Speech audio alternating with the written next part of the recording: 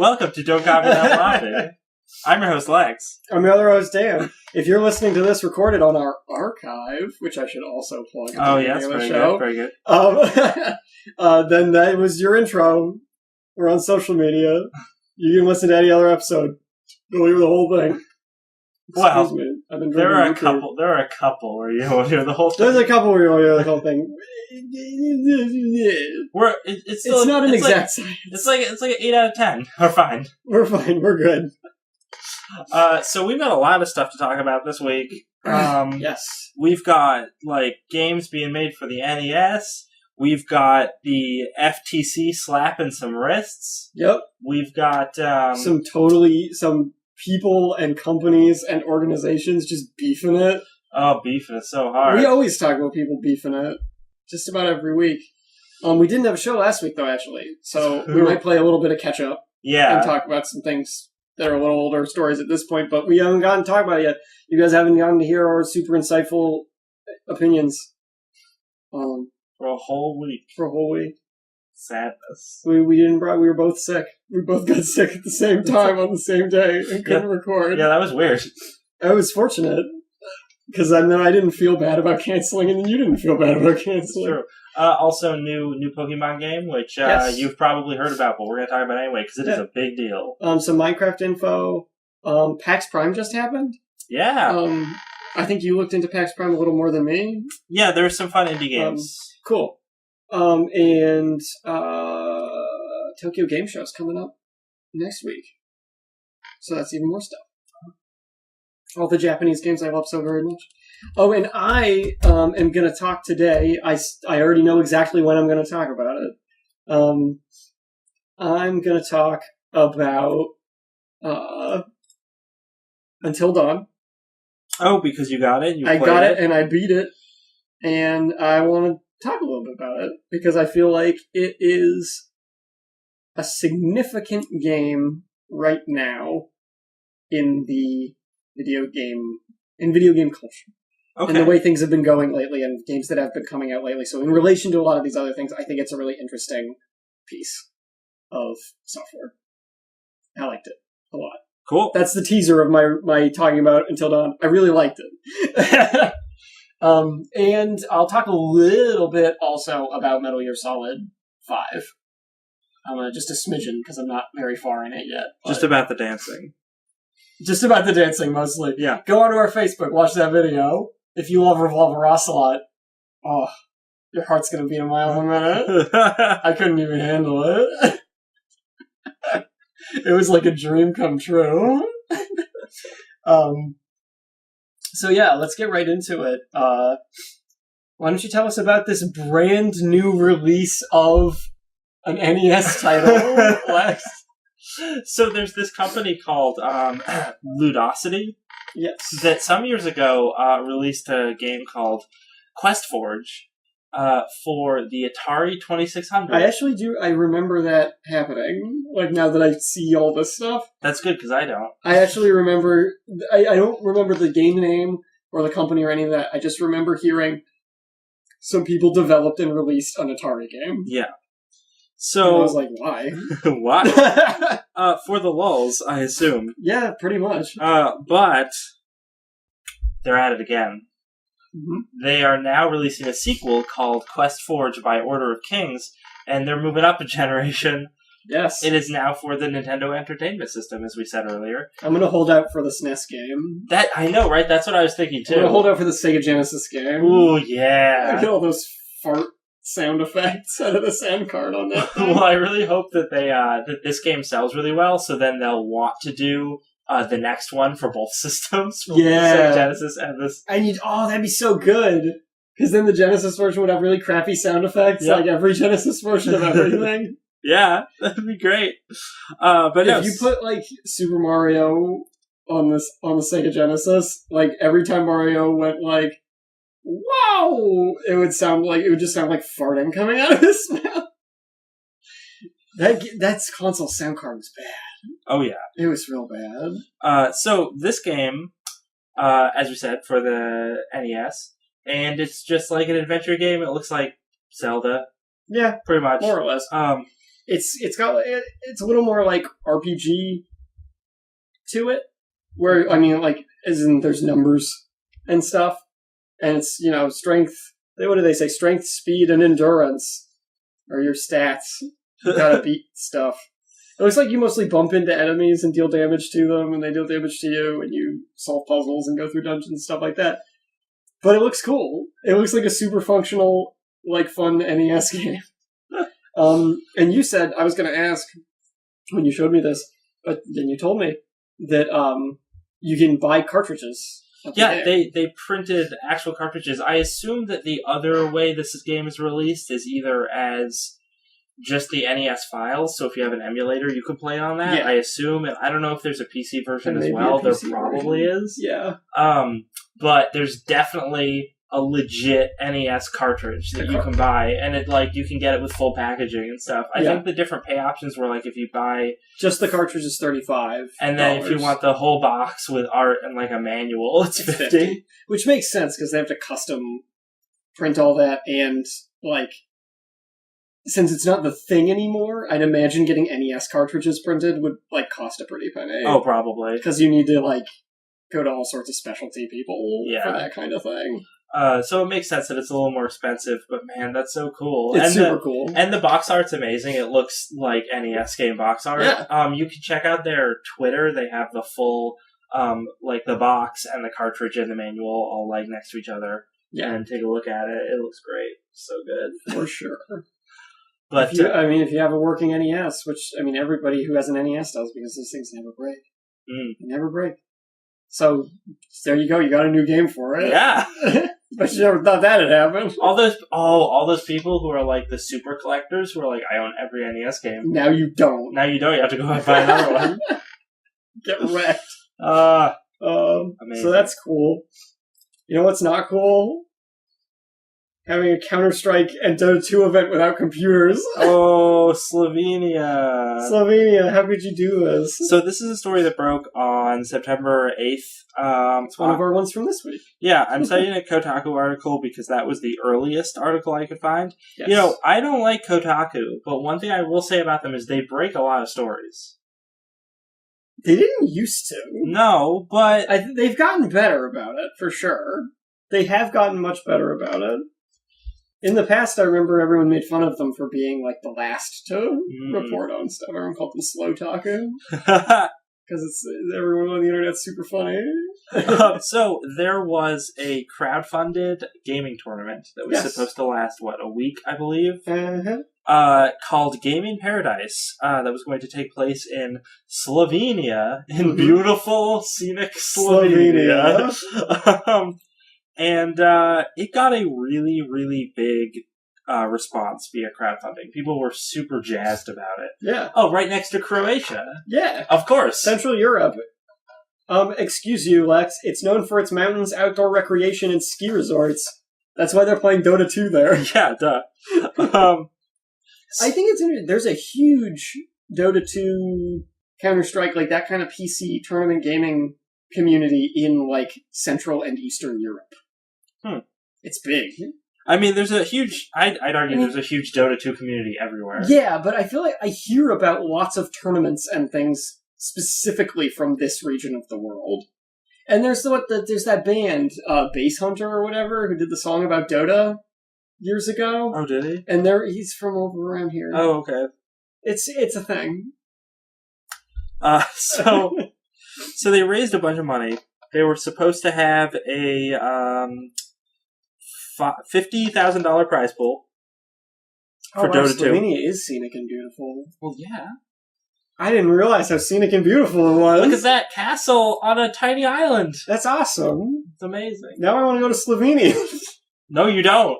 They don't have computers there. They don't have computers there. So yeah, they had it's gorgeous. They had this great prize pool, and everyone was super excited, and it drew, because the prize pool was so large, it was drawing big names. Yes. Of Dota 2 and Counter-Strike. I'm looking for some of their names that I totally can't remember. But yeah, there were a bunch of people. And everybody got there, and there were no computers. So just what you want to hear. Yeah, there had been a mix-up in the computers that were ordered to show up. So they had to wait, I think, something like 10 hours to get the truck to get over there with the computers. Then when the computers did show up, they realized those computers did not have graphics cards. Kind of a slap in the face. Then there were all of these reports of the hotels that they had for this event. There weren't enough rooms for people. People were like sleeping in the hallways. There were entire teams of like competitive game players that got sick because they didn't have like appropriate lodgings. This is horrifying. Yeah, it sounds terrible. This was just in like I think the first couple of days. Yeah. After the next few, one of the teams ate the other. Yeah. And then there was a whole problem with the money in the prize pool where they were like, "Oh, sorry, we don't have that. Sorry, guys." So it was just like everything that could have gone wrong went wrong. Went very wrong. Just extremely poor planning. Do we chalk this up as another failed video game Kickstarter? It strikes me more as the sort of mismanagement that we've seen with things like New York Minecon. Oh yeah. Yeah. And that My Little Pony convention that was supposed to happen in LA. Oh yeah. Where, I mean, those are more clear-cut cases of people wanted the money that was in the prize pool stuff and took it and left town. Yeah, that was both of those were really clearly shady. Whereas this, I mean, we don't know yet. There might be some of that going on. It seems like it's not outside the realm of possibility. No. But it seems more like this is just horrible mismanagement. I was going to say, this comes off to me more as actual incompetence. Yeah. As far as managing the event. Which really doesn't say, which is a slap against Slovenia, I'll tell you that. It may be beautiful, but they don't know how to manage a tournament to save their lives. But yeah, and a lot of... Did the country of Slovenia make the Kickstarter? No, but Slovenians made it. That's fair. There was also a thing where some of the pro players were supposed to go to a tournament to Dubai after this tournament. Yes. But because all these problems had happened and the police had to be called in, and then the police were like, we got to investigate this, so they confiscated everyone's passports. Oh my god! And then the pro players couldn't leave, so they couldn't go to the tournament in Dubai. Oh no! And I'm like, oh man, that sucks. So yeah, everything that could have sucked and happened to this happened. Beefed it. There was one player, and I can't find his name in here, but there was one or maybe a couple of players that said they would still play anyway. That they would be like, we'll just do it for the fans. Yes. Once there were actually computers working so they could play. Yes. They were like, we know we won't get a prize pool, but that's okay. Wait, you would scroll past it. Okay. Dennis... Costin. We will play only for fans. We understand we will have nothing from prize pool. Yes. So it's like, we're not going to get any prize money, but we're going to play anyway. Yeah. So that was nice. That was a ray of sunshine in this otherwise horrible thing. It's nice. But they messed up. They messed up pretty darn bad. It's not... I very much like... So the Kickstarter was by people who call themselves the Gaming Resorts, who might be looking at major internal restructuring after this felt so badly. Yep. I really like the quote included in this article, which is, CEO Sasa Bulik is considering stepping down from his current position in order to, and I quote, find someone that can do it better. Anyone. I admire his honesty. Yeah. He's not deluded into thinking this was not his fault. Yeah. So that's good, at least. And that also makes me think, foul play was not probably involved. It's just... When the CEO of the company is just saying, yeah, we just need someone who can do it better. Just huge incompetence. Yeah. But this isn't over yet, I don't think, because the 8th was, the first or second day, and what day is it today? It is the 11th. Oh, that. So I want to do an update on this story next week. Okay. Just to see what we see right check out the smoldering wreckage of Gaming Paradise. Yeah, we'll see where it all goes from here. There was funny, somebody on our Facebook made a comment where he was like, Slovenia... That video of Ocelot is super hot. Well, where can I find more like it? Well, if you go to Pornhub and search... All I'm thinking of now is possible titles for that video, and they're all amazing. Like the Fallout 4 leaked footage title. Yeah. Tags. Big butt man in tights teases on it. But no, one of our friends, in response to the Gaming Paradise story on Facebook, posted a thing saying, Slovenia made this statement about how they can't take more than 15 refugees from the war-torn Middle Eastern nations at any given time. And this is a really good example as to why, maybe they just can't handle anyone else coming into the country. Maybe. I'm like, I guess not. Every country's got its infrastructure to upkeep, You do what you gotta do. Take some graphics cards out of some computers. I can't believe when they got the computers didn't have graphics cards. That's crazy. It's hilarious. Where did they go? I don't... My assumption is that they were just computers that never had graphics cards. They were just basic computers. Really basic, administrative computers that had no need for, anything but the onboard graphics. And I'm just like, well, how do you screw that up so bad? Games need graphics. They do. If a game doesn't have graphics, you can't see it. Unless it's like a ghost.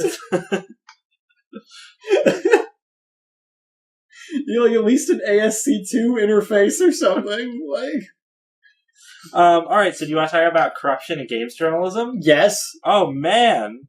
I'll talk about this as soon as I accept my big fat check from Konami for not spilling the beans.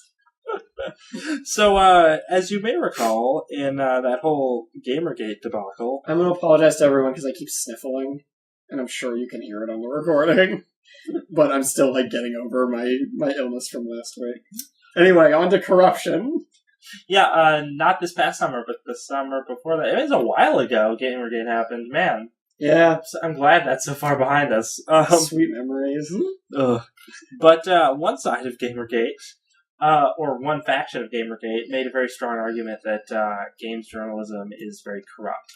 A very strong and correct argument? Yeah, I mean, I think there were some of them that were making it because of Zoe Quinn, and I'm like, well, yeah, but that's not. But that wasn't the more correct one. The more correct one was the bribery stuff that goes on with monetary. Well, generally, the more correct thing to say is just it's all corrupt. It's not because of any one person. It's because companies are just paying off reviewers. Yeah. So. Who was it? Machinima? Yes, Machinima. Yes. During this whole time of this debacle, they had several videos posted about the Xbox One, around the launch of the Xbox One. And they had several different YouTube personalities on their channel. Two specifically, Sky versus Gaming and the Syndicate Project, two people I've never heard of.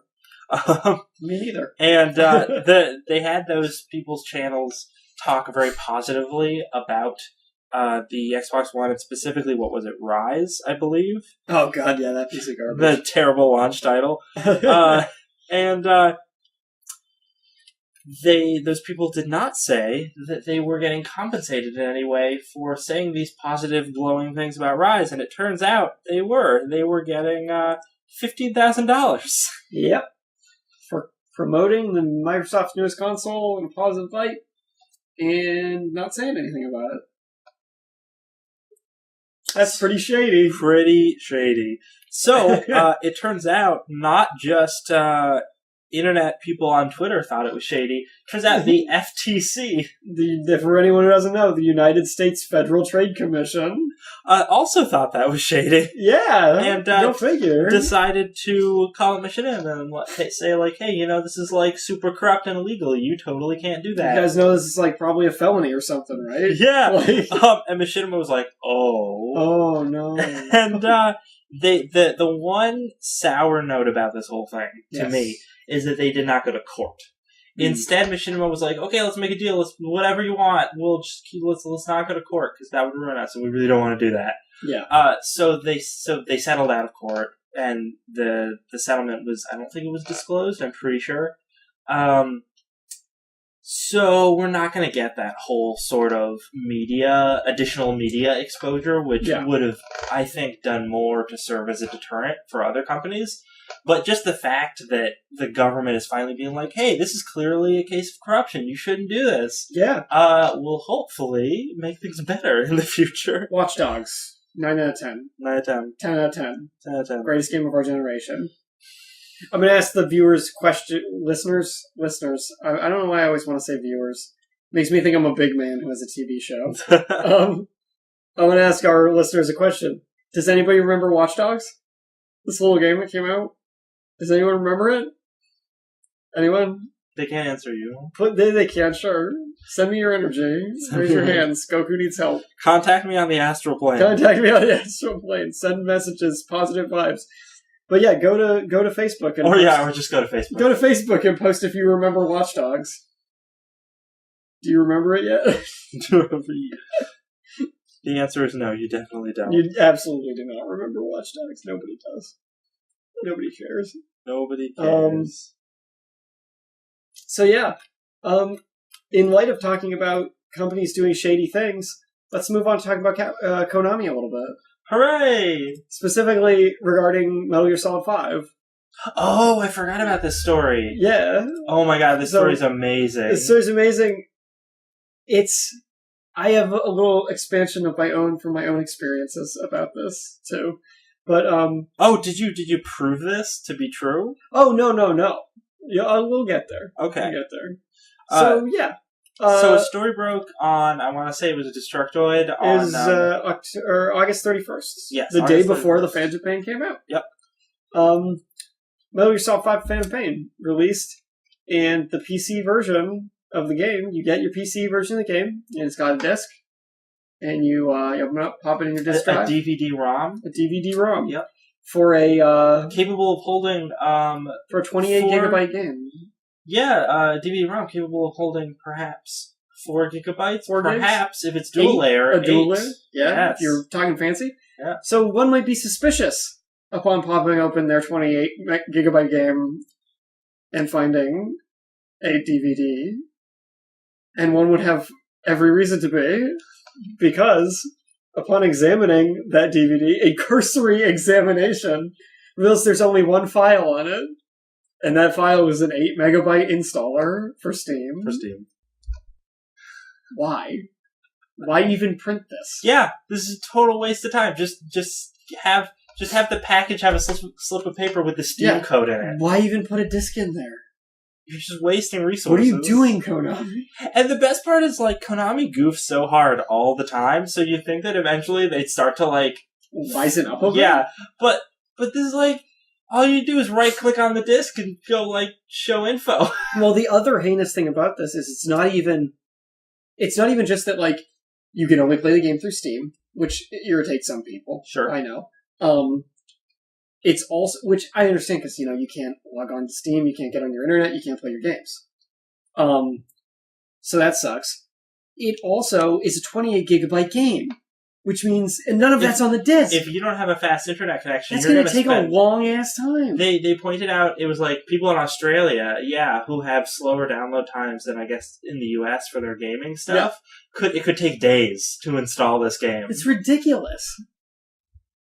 Like, and if you're getting the physical version of the game, you're not going to preload it either. So you're not going to have started that download, like if you bought it digitally. So because you thought you were buying a physical version. You were buying an actual physical game. Like, I got it on PS4. I have the game.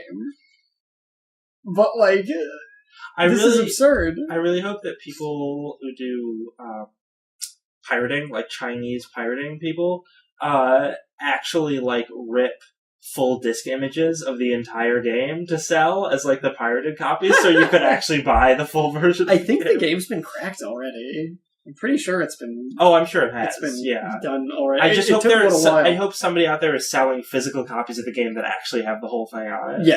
Yeah, that would be great. That'd be super great. The game has already sold spectacularly, regardless. Oh yeah, it's already sold like over 5 million copies or something ridiculous like that. Eat your heart out, Call of Duty. All right. I really hope that now Kojima they go back to Kojima groveling. They won't. Please come back. No, because they're not that smart. They're not that smart. They've proven they're not that smart. Every week for the past 2 months, they've proven they're not that smart. They are too dumb to realize that Kojima was the best thing they had going for them. Oh no.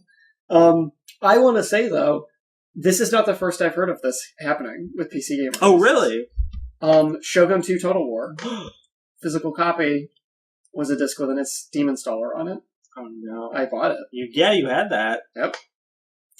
And I'm sure there's a few others. So it's weird. I mean, Shogun 2 is a somewhat high-profile game for RTS fans. Yeah. But not in the broader scheme of things. But for a game like this that was advertised so aggressively to everybody, it's really weird to have this kind of half-assed release of it. And I hope it's not indicative of what we might see from other companies. I would think it's not, because I kind of chalk this up to Konami just sucking real hard. Sucking really hard. I mean, but this is sort of similar to the 20 gigabyte Halo patch, the day one Halo Legacy Collection what patch. What a debacle that was. Although at least with the Halo one, that was more like, here's the full game. We just were too stupid to figure out how to make it work, but we thought we had made it work. Yeah. And then day one, they're like, we didn't make it work, here's a download. Whereas with this, it's just laziness. Yeah. They're like, we don't even care to do that. Did they just have a closet full of DVD-ROMs at Konami headquarters, and they're like, print the PC version on those. Figure it out. Could have just given people thumb drives. At least they could have reused it for something. Yeah. But I mean, I like what you said. I like the idea. If you're gonna, just give people a slip of paper. It's done nowadays. There's no reason not to. Yeah. It's weird. And also related to Metal Gear Solid 5. What else did they do? Oh, I heard about this. I'm sorry. This is actually a decent thing, because they are actually saying, we're going to fix this. And they apologized immediately for it. MGS5 apparently does have a game-breaking bug. Missions 29 and 42, if you bring the Sniper Girl quiet with you on those missions, it can corrupt your save and screw with stuff. And this was apparently across all platforms. Yes. So it wasn't just the PC, it was any of the console versions. If you guys any of you guys are playing Phantom Pain right now, and you get to mission 29 or 42, don't bring quiet with you. And I guess it specifically triggers if you max out her, your bond with her, because you have a score with all of your sidekick characters. Oh, okay, yeah. So if you max hers out on one of these missions, it will mess up your save. Okay. So just don't. The safest thing is just don't bring her on those missions. So yeah, it's unfortunate. At least it's really specific and easy to isolate. And at least Konami has already said we're going to fix it as soon as we can. That's good to know. In other Metal Gear Solid Phantom Pain news, the wonderful, wonderful people playing the PC version have taken a few scenes and swapped in Revolver Ocelot's character model. Like we said earlier, this is already up on our Facebook. Please watch it. It's a minute and a half. Ocelot dancing all sexy in the rain. It's worth every second. And if you enjoy that, there's also a short video where the puppy you acquire at a point in the game has been swapped out for Ocelot. See, that's more horrifying because of the way the character model moves. It's so good. He runs up and humps Boss's leg. It's great. And the barking. There's creepy clipping of his legs. Yeah, and he's barking the whole time. And also actual Ocelot is in that scene, which gives it this really surreal feeling. Like a David Lynch movie. Yeah, totally. Oh, I hope somebody makes a David Lynch style thing from just the modded cutscenes of Metal Gear Solid 5. You could do something amazing with that. You could. Kojima would love that. Somebody do that and send it to Kojima. He'd be into it. Yeah. You could hang out with him while he wears his drive jacket. Yeah! You guys could go drifting or something. You guys could go do donuts in the Konami parking lot. Because let's face it, Kojima definitely knows how to drift. Definitely. And he definitely wants to do donuts in the Konami parking lot. And he definitely loves trippy movies. Oh, yeah. For sure. Yeah. Everybody knows that. In other news, and I if anyone isn't a fan of Pain, I'm going to do a full little review of it once I finish it. As of right now, I've only done the prologue. Super good so far. Best waking up from a coma simulator I've ever played. That's for sure. Production values on this game are like lavish. That whole intro sequence was amazing. So I believe it. I've seen the trailers. Yeah, I'm excited for what's in store. I finally played Ground Zeroes too. So I've played a little of like the gameplay in the Fox engine now, and smooth as butter. I believe it. Gameplay is so good. Let's talk about Minecraft. Minecraft. Let's take us into Minecraft here. Hey, do you remember the creator of Minecraft who made buckets of money when he sold Minecraft? Literal buckets to Microsoft. Yeah, his net worth is like $1.33 billion. What is Notch? That's his nickname. Marcus Persson. Really? His last name is Persson? Yeah, he's, is he Swedish or Norwegian? Polish? I can't remember. It's not important. Yeah. Anyway, he has buckets of money. That's what's important. Yeah. He outbid Jay-Z and Beyonce to buy, what was it? A $70 million home. Oh, yeah. So he could host lavish parties. Of course. I like the idea of the guy who created Minecraft just ousting Beyonce and Jay-Z from a house. Yeah, it's amazing. That's hilarious. It's great. But he's been taken to, what I believe, Twitter lately, to talk about how it turns out money doesn't buy happiness because he is super depressed. Yeah, these tweets are really a bummer. Like, he talks about how the people... Wasn't he married? Did his wife leave him? No, I swear he was married. Because one of these tweets is, found a great girl, but she's afraid of me and my lifestyle and went with a normal person instead. Oh, God. That's horrible. That makes it seem like he probably lost his wife already, too. Jeez, no wonder he's miserable. And there was a whole thing where he talked about how... and this was especially sad to me. The people at Mojang, he said that he spent tons and tons of time trying to make sure that all the people at Mojang were not going to lose their jobs after Microsoft bought it, and that they were going to be well taken care Jeb of. And all those other folks who were working on the game. Yeah. And he spent, so he was that was one of the big things he negotiated in the deal. And apparently, after the deal has gone through, all those people don't like him and won't talk to him because they still feel like he's just a sellout and that he screwed them over. I'm like, man, that sucks. Rockstar lifestyle ain't easy, man. Yeah. But, yeah, I mean, it's very, he has his amazing $70 million home where he holds his lavish parties, and he just talks about how he feels isolated, and the people who want to hang out with him just want to hang out with him for his money, and the people who he actually wants to hang out with, won't because of his money. He's Swedish. Yeah. Because one of the tweets, in Sweden, I will sit around and wait for my friends with jobs and families to have time to do shit. Watching my reflection in the monitor. Oh, and that's the other thing, because... My God. Yeah, because he has... he has nothing to do. Yeah, he has so much money he doesn't have to work. He doesn't have to do anything. Which sounds awesome, but when you think about it, if you actually don't have a need to do anything, you're not gonna do anything. Well, this is also why you see a lot of millionaires turn to either...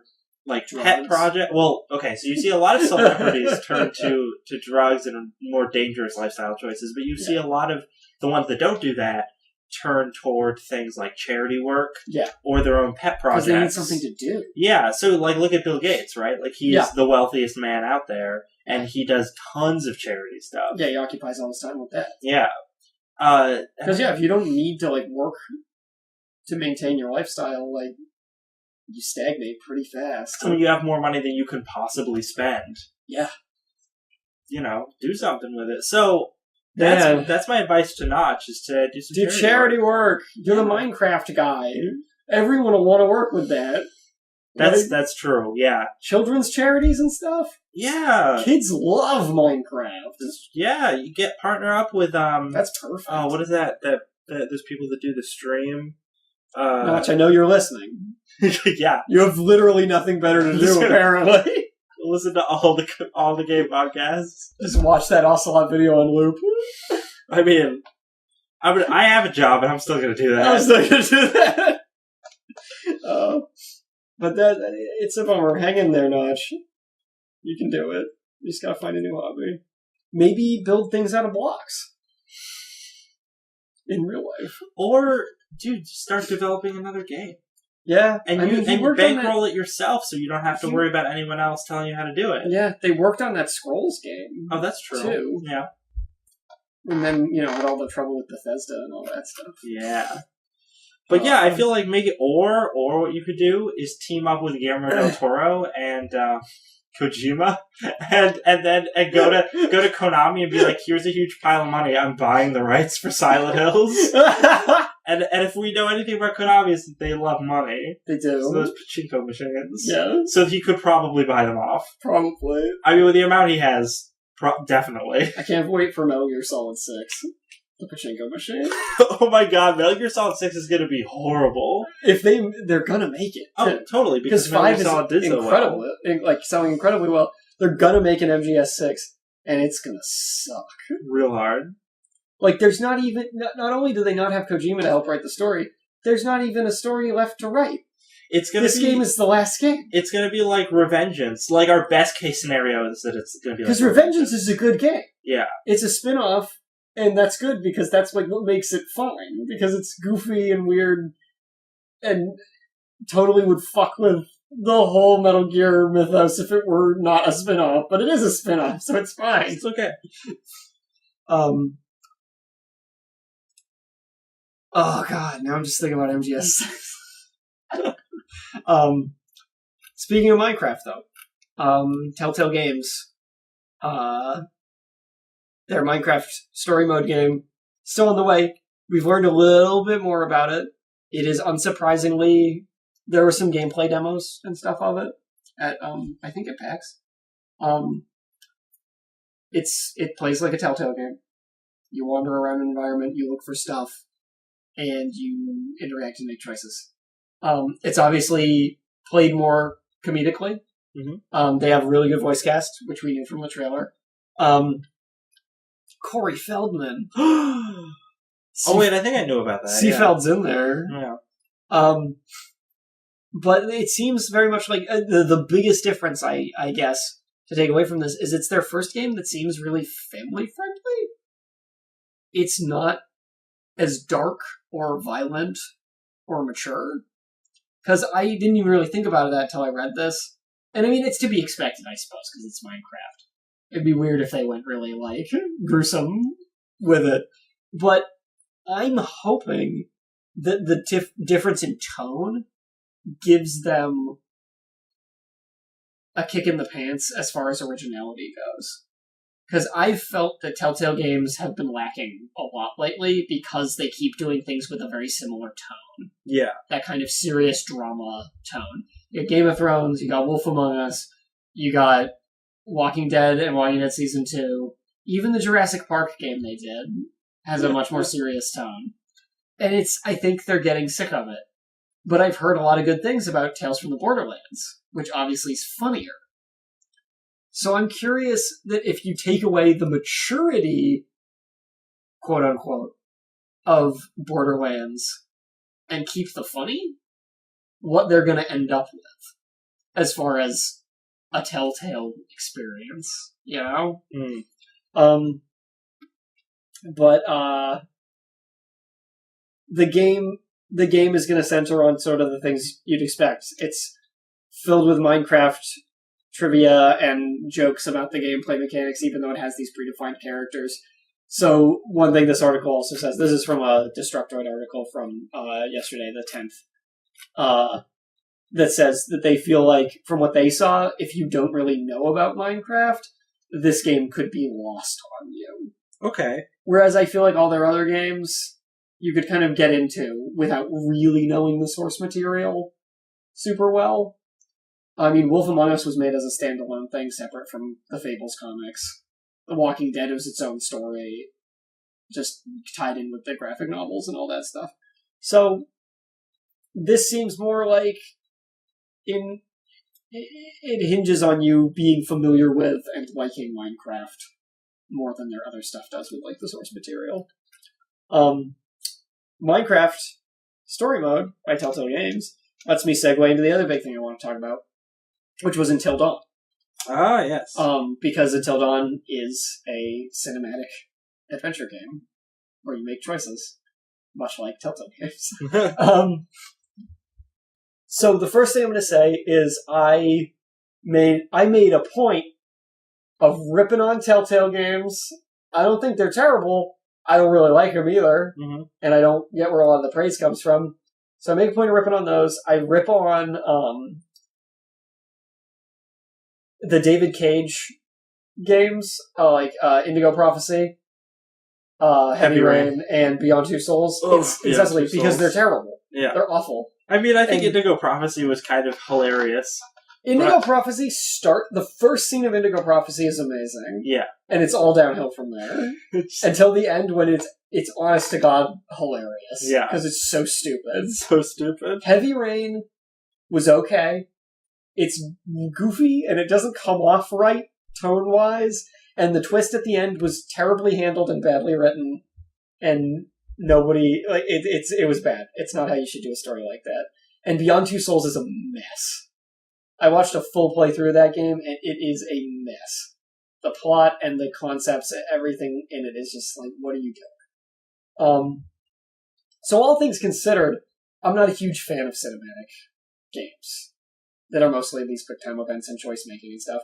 And even in Telltale games, I have seen, of the ones I've seen, a lot of the choices you make don't really feel like they're that significant. They kind of feel like these faux choices that you're making to make... It feels like the game's tricking you into thinking you're making a huge difference when you're not. And I think I've noticed it most heinously while I'm watching the playthrough I'm watching of the Game of Thrones game, where there's been numerous, tons of occasions where they've made a choice, with the people playing have made a choice with some specific thing in mind, of like, I bet if I choose this, I can get this character to go away. And then you make that choice, and the character justifies a reason all of a sudden in the narrative that why they're still just not going to go away. So there's numerous parts where the game gives you a choice, but then you feel like they just said, but no, you can't really make that choice because the story needs to happen, so we're just going to immediately turn it back on you and be like, no, but that doesn't. So going into Until Dawn, I said to myself, I don't really like slash and release very much. I don't really like cinematic games very much. But I started watching a playthrough of it, and watched... Do you not like Hayden Panettiere, or whatever her name is? Yeah. No, she's fine. Oh, okay. Did you know the guy from that Mr. Robot show is in it, too? Oh, I didn't know that. The main dude? Yeah. That's great. He plays one of the other teens. Cool. He's great. All right. So I went into this, I decided to watch a playthrough of it. So I watched the first two parts of the playthrough, and I immediately was like, I actually want to play this. Because the writing was snappy, the graphics looked great, and it grabbed me somehow. Something about it just felt like, oh, I like how this is done. And some of the choices, even just at the very beginning, they were vague and set up in such a way that you don't necessarily know what's going to happen with what you choose.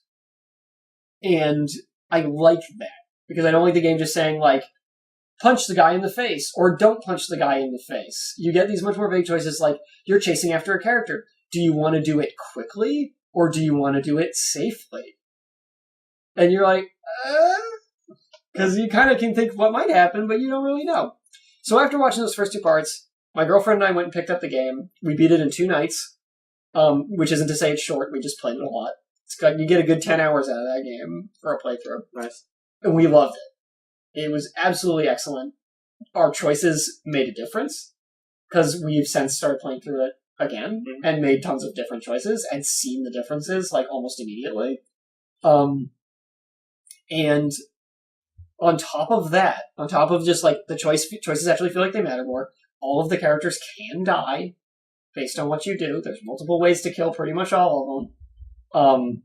Or get them killed, so if you're not trying to, because you can certainly try. On top of that, the story. So the overall story, the script, and voice acting, and all of that stuff, it's all excellent.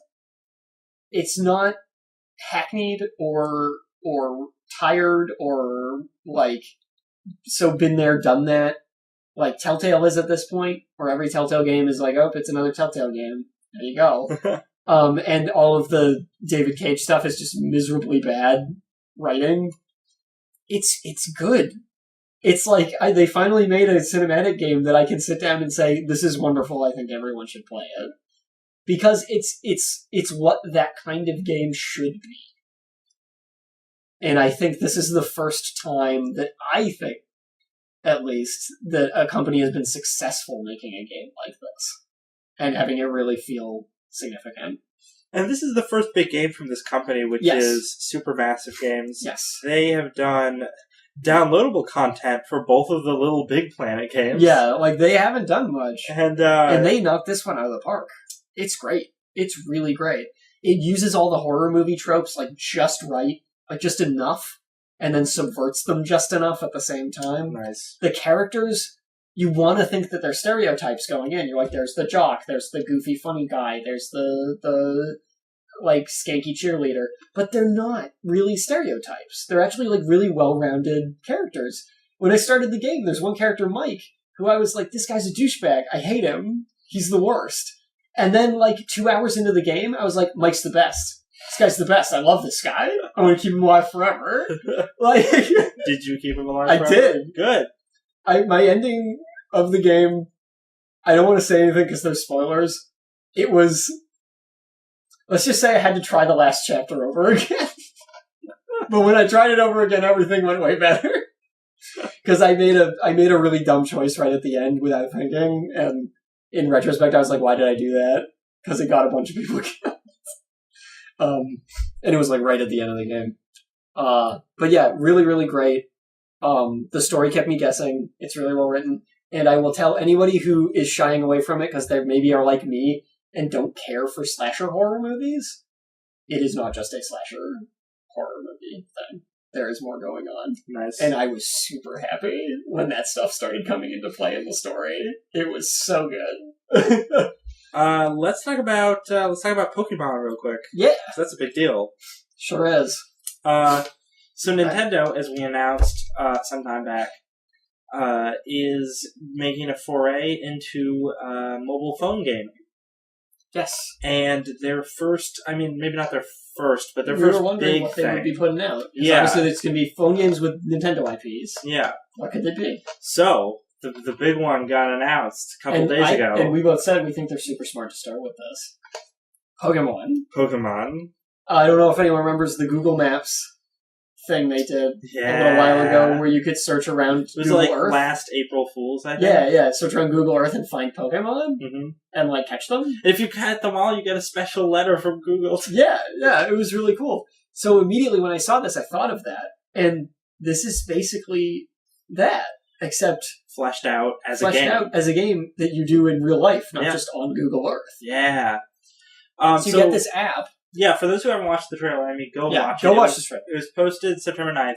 I have a little bit of a problem with the trailer, and then I think it strikes me like a phone commercial. I hate the trailer, honestly. Yeah. I love the concept of the game. And everything you can do in it. The trailer is stupid. Yeah. It's really stupid. Really stupid. Really ham-fisted. It's awful. And annoying. But no, so you get the app on your phone, it's free. There's going to be microtransactions, we're almost positive of that. There's got to be. Yeah. You can also get a little, like, watch thingy that is like a Pokeball, sort of, and that interacts with the program. It will, like, alert you when a Pokemon is Yeah. Yeah. But anyway, when you're going around the world, the real world, our world, you can get an alert that there's a Pokemon nearby, and you hold up your phone, at least according to the trailer, and I think this is how it works. And it'll show you because it's the augmented reality tech, it'll show you the real-time picture of whatever you're really looking at and superimposes a Pokemon into that on the phone screen. You have found a wild Pokemon. Yeah, and then you could try and capture it. Yep. One of the funniest parts of the trailer, and it was one of the comments on the YouTube video as well, was this game lies. There's no way you can catch a Charizard that easily. The trailer, like, that shows different people tracking down different Pokemon. Yeah. So one of them finds like a Pikachu, and one of them finds like a Charizard, and one of them finds something else. And then there's Mewtwo at Times Square. Yeah. And everyone raises their vote. Oh, so dumb. But with the Charizard thing, in that segment of the video, it's showing how you capture them. Yeah. So they just all throw Pokeballs, but they don't, like, fight the Pokemon first. And they just immediately are captured. And I'm like, you can't capture Charizard without fighting it? Yeah. That's not how it works. Maybe you've got, like, a Super Ultra Master Ball. And for anyone wondering, too, not only do you catch these Pokemon in real life, you can battle them. With your friends, and you can trade them with your friends. Yeah. So, like, all the things you can do. And you said before the show... That's awesome, because obviously the Pokemon games have that functionality already, but not everybody's going to be carrying around their DS with Pokemon in it. Yeah. But everybody's going to have their smartphone, and because the app's free initially, they probably have the app if they care about Pokemon at all. Yeah. Which means it's a great idea. So you can just run into random people in Pokeball. Yeah. Oh, it's so good. It's like if you like Pokemon but don't have time to play one of the actual games either. Because those games, they're time wasters, for sure. Oh, totally. You sit down and play those for a while. So if you don't have time to do that, you can just do this really quick. Like, you can just bring your phone with you, play the app, and for 5 minutes, just go catch a Pokemon. Oh my god, it's freaking brilliant. It's super good. Oh my god. Yeah. And then they have the thing, as we talked about at the end of the commercial, with Mewtwo in Times Square. But the concept behind that, again, is really cool, that a super powerful Pokemon enemy will show up at, like, a specific location for a set amount of time, and that's the only doing, time like, you have to beat it. Rare Pokemon events. And apparently a bunch of people can join in on the battle and all fight it. You can go be a tourist. Mm-hmm. Catch a Moltres in Death Valley. Yeah. Or something. That'd be cool. The only thing I'm worried about with this app is that it will not update properly for things like construction zones or whatever. And it'll be like, there's a wild Pokemon 500 feet that way in that ditch, and all these little kids with phones will be like, I'm gonna go over there! I gotta get this Mankey! Yeah. And then they're gonna get hurt. It's gonna be bad. Or like a Pokemon is located in a really seedy back alley in like Detroit, and you see this like 50-year-old being like, I'm gonna catch this. This is a Grimer in this strip club dumpster. and then some bad things happen to that child. Some bad things happen to that kid. But yeah, and also just the fact that it's a game that's encouraging you to go outside. Yes. And explore the real world. Yeah. There's nothing wrong with that. Nintendo. We were skeptical about you doing mobile games, but your first one's already a big home run. So, like, keep it up. Yeah, like, this isn't out yet. This won't be out for a year, but it's gonna be a home run. There's no doubt in my mind. I have a hard time believing that it'll not be cool. So we are almost to the end of the show. Because we started a tad late, so we got probably 5 minutes. I want to talk a little bit about PAX. Yeah, do that. So PAX Prime happened. Yes. It was a big old deal, as PAX often is, and at PAX we see a lot of we see AAA game stuff, but it's mostly the same kind of stuff that we saw at E3 or at Gamescom or something like that. But where PAX has always shined is with indie games. Yes. So we always see lots and lots of cool indie game stuff, and this year's PAX did not disappoint. We saw a lot more of the Behemoth's next game, which is called, I think it's called Pit People. Yeah, Pit People. You mean Game 4? Yeah, it's called Pit People, apparently. Pit People, okay, cool. And yeah, we just saw a lot more gameplay, and people got to play it at PAX, apparently, and it looks awesome. I guess I read that Pit People is still a working title, so that may change, but probably not. So that was awesome. We also saw, the people who made Katamari Damacy are making a new game called Watam. Yeah. Yeah. There's a mushroom in it. There's a mushroom man. It looks like a game that the person who made Katamari Damacy would make. Like, oh my god, it's the same graphic style. It's super cutesy, like food and inanimate objects, shapes. Like, dancing around in a colorful game world. I can get behind that. Yeah. It looks like it's great fun.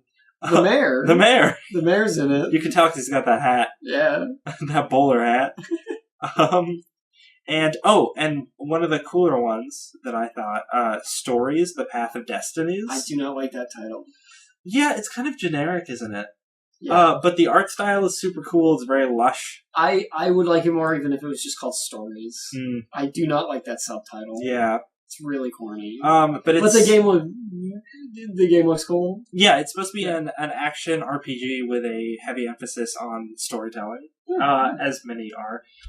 But at least what they're touting right now is that every choice you make matters and all that kind of stuff. And again, like we've heard that before. We've heard a lot of empty promises of that, unless you're playing Until Dawn. But so we've heard that before, so we're not really, because we've only seen a trailer for it. Yeah. So we're not really sure how well they're going to deliver on that, but, the art style looks great, the combat looks really fun and fast-paced. The main character is a foxman, and he's got a sweet outfit and a cool sword, and he hangs out with a rabbit that he saved, instead of getting a demon sword.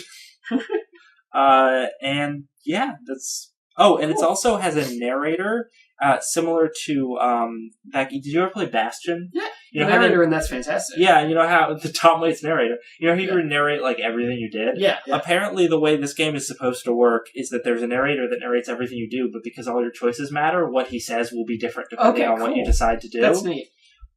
Which sounds like, if it's pulled off well, could just be, like, really fun. Yeah, definitely. Other stuff is... Oh, God. Oh, no, that's a different article. Never mind. Yeah. So Barkley Shut Up and Jam Gaiden 2.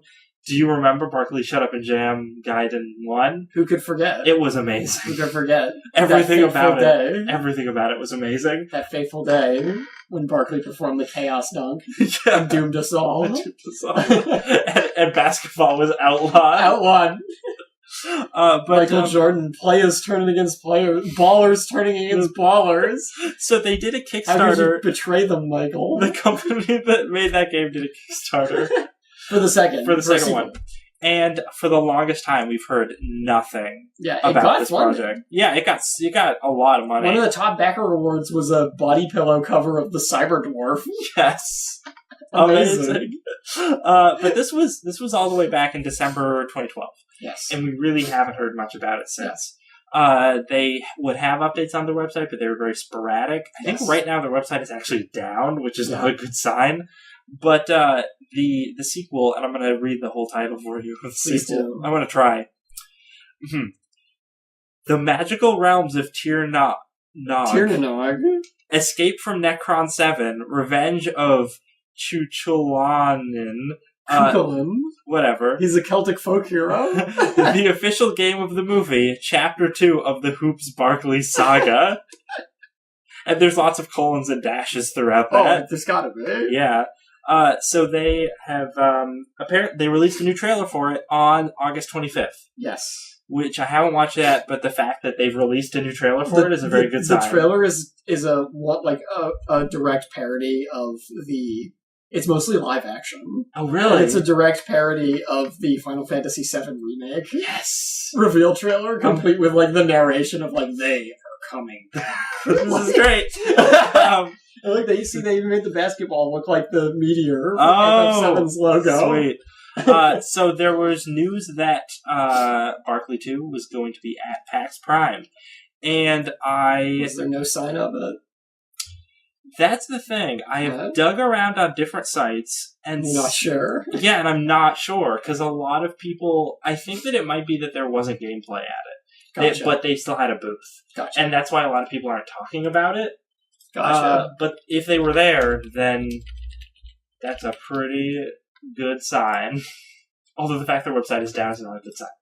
But it takes a lot of power to create that game. Yeah. They can't keep their website running all the time. I'll give it to them. Let's say last couple things. Street Fighter V, another new character was revealed, who's another new character. Ooh. This dude named Rashid, who is a Middle Eastern fellow with what looks like a Dragon Ball Z scouter, kind of. And he has cool wind powers and stuff. He looks neat. If you want to watch the trailer, it's up on YouTube. That's neat. And Tokyo Game Show is happening next week. So we're going to be reporting on it. September 19th. No, that's September 19th is when the special Persona stage event will be taking place. They're having a whole big thing as like a huge deal at TGS of like just Persona news, which means we're probably going to see a real trailer for Persona 5 and a release date and things like that. So that's exciting. Video games coming out this week. Who cares? Metal Gear just came out. Keep playing that. So keep playing it. But if you really got to play something else, Super Mario Maker came out today. Got Forza and NHL on the 15th. World of Warships is finally releasing on the 17th. That's nice. Interesting. I'm going to check that out just because I have no idea how it's supposed to work. They're controlling an entire battleship.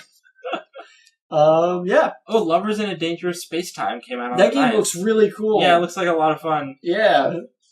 So, with that, I think it's the end of our show. We're done. We're out of time. We're done copy that floppy also. Please check us out on social media, such as Facebook, Twitter, YouTube, Steam, and iTunes. We have a show archive on shipit.net where we broadcast live on Fridays from 7 to 8 p.m., but also on iTunes, so you can check us out there as well. Yes. We have a soundboard that we forgot to use this episode. Soundboard that we forgot to use. And we love you all very much. And remember, don't copy. Dan, come on! I thought we were going to wait longer. You started without me. Don't copy that one. It's done. It's done. Stop. I give up. I'm sorry I did that on purpose this time. I give up. I'm sorry I did that on purpose this time.